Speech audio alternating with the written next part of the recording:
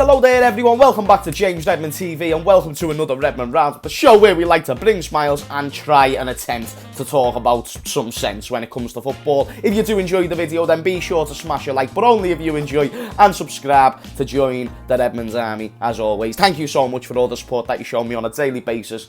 I can never thank you enough, you absolute legends. Let's get our cup of teas, let's chill, and let's delve into some footy. So on today's Redmond Roundup, I thought I'd do a few topics, and the first one, we've got multiple, but the first one I want to do is probably one that is being slightly talked about, was being more talked about before the season started, but it's Virgil Van Dijk's form, because a big question that was being asked when he came back from injury, or before he came back from injury, is he going to match the intensity of the Premier League again? Is he going to look slower? Is he going to look weaker? Is his on-ball play going to be worse? All these factors were worries for Liverpool fans, and also curiosities for neutrals. And when you ask me the question, do I think Virgil van Dijk's form has dropped, because now we've got around 8 or 9 games of football of a case study of evidence to where we can maybe judge it, I don't think his physical attributes have necessarily gone down. When he first came back, some people said he was looking smaller and whatnot, and when you're in rehab, that's something that you need to make sure there's less muscle on your upper body. I feel like as time has gone by, he's rebuilt that back up,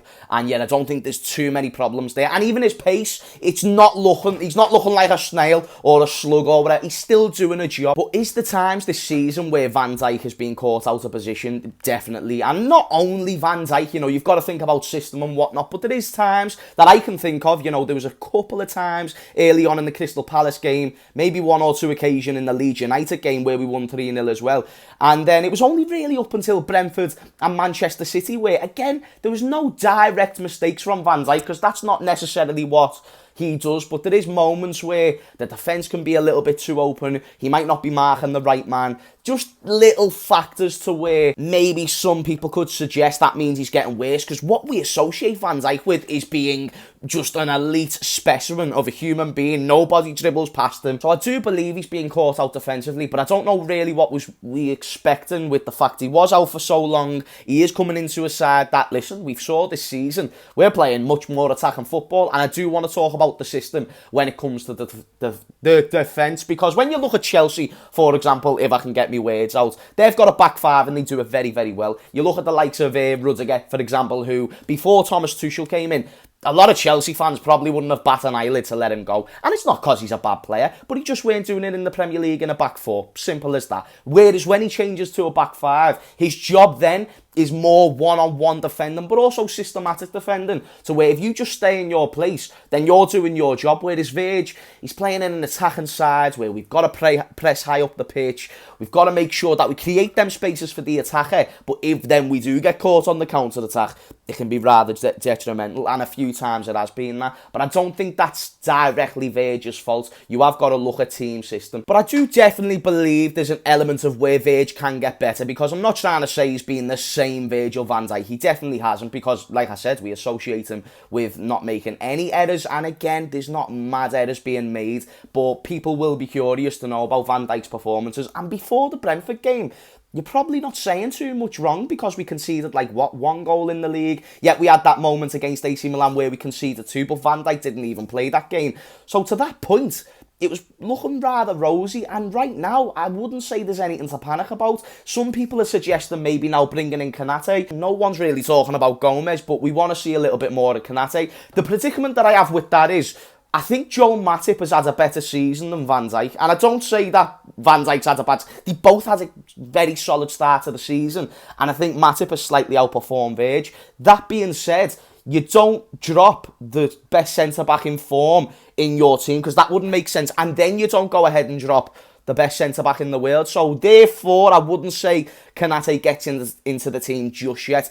At centre-back at the very, very least. Definitely let me know in the comments down below if you would think about making a change, or would you still stick with Konate being a cup game player, Champions League game player. But I thought I'd just bring it up. Do I think Virgil van Dijk's form has dropped? Absolutely not. Is he still the best centre-back in the world? Absolutely is. And I believe he's going to only continue to prove the haters wrong, for sure. Anyway, the next topic that I want to get into is, does Mohamed Salah deserve £350 350 grand per week, because that's the fee that's being talked about. 300 to 350 grand per week, as reported by James Pearce yesterday. And there's many factors the way that you can look at this. Does Salah deserve to be the highest paid player at the club, with the many world-class players that we have in Alisson, who's important, Fabinho, who's important, Trent, who's important to our team, Virgil, who's important to our team? You know, you're talking a year ago, the majority of people would say Virgil is our most important player. Now times have changed, but what has Salah always done? He's always been effective, and it's not even just on the pitch, but off the pitch as well. That is evident. He has got the individual accolades. He has got the team accolades. We talk about Steven Gerrard.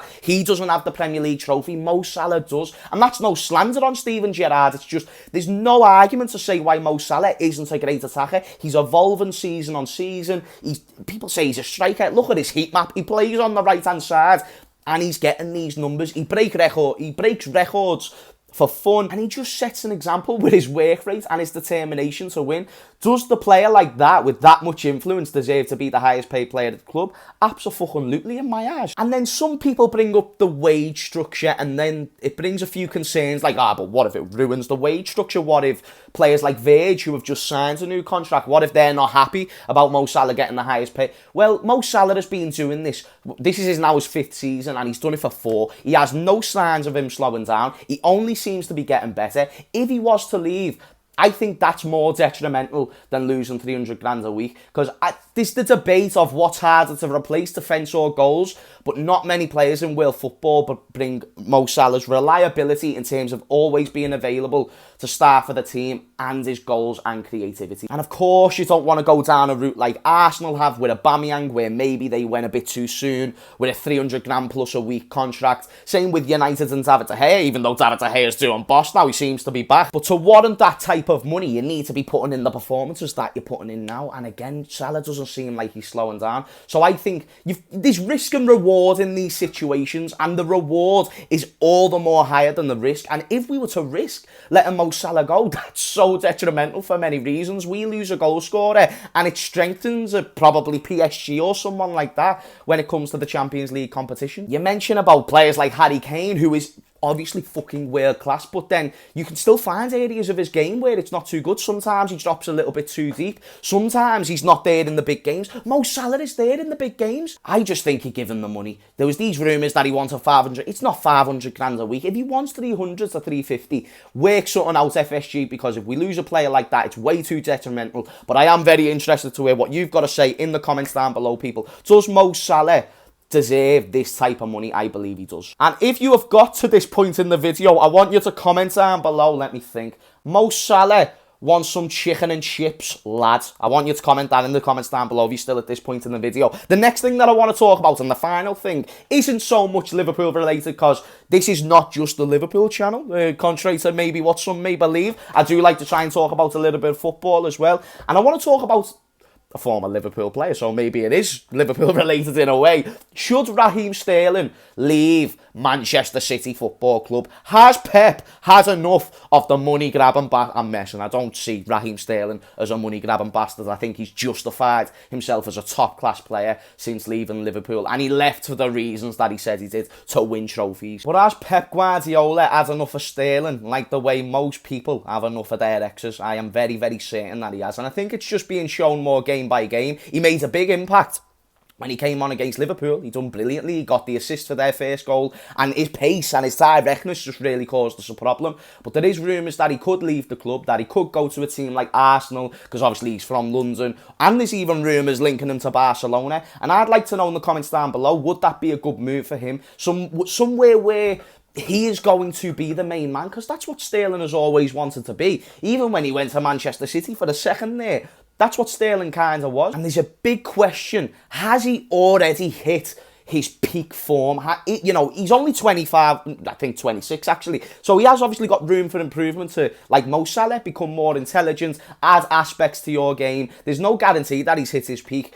But if you're asking for my opinion, I just don't know if Raheem Sterling does get better unless he's under an elite coach. And right now he's under an elite coach, and he seems to not be getting any better. It's just, he had the great Euros But I just don't see a plan where he's going to be in that Manchester City side. So do I think, would he benefit under Mikel Arteta? No, because I don't rate Arteta that highly. Would he benefit at Barcelona? No, because they're in a fucking shit state, mate. Why would you want to go there? You know what I mean? It's like basically suicide. But I do believe he needs to move. It's just about finding that right fit. Where would that be? I'm really not sure. So let me know in the comments down below. But he's in the final 2 years of his contract. I just feel like his days are numbered in a sky blue shirt. And maybe he should go. You know, he's not just in it for money. Otherwise, he'd stay at City for the rest of his career. But I don't think Pep will want him to stay. And I think Sterling will want to get more game time. So let me know what you think about that in the comments down below. Anyway, people, that's going to be the end of today's Redmond Roundup. If you want to see more videos like this, then be sure to show your support. Let me know by smashing a like and also commenting. But yeah, anyway, thank you for watching. And I will see you all later. Energy!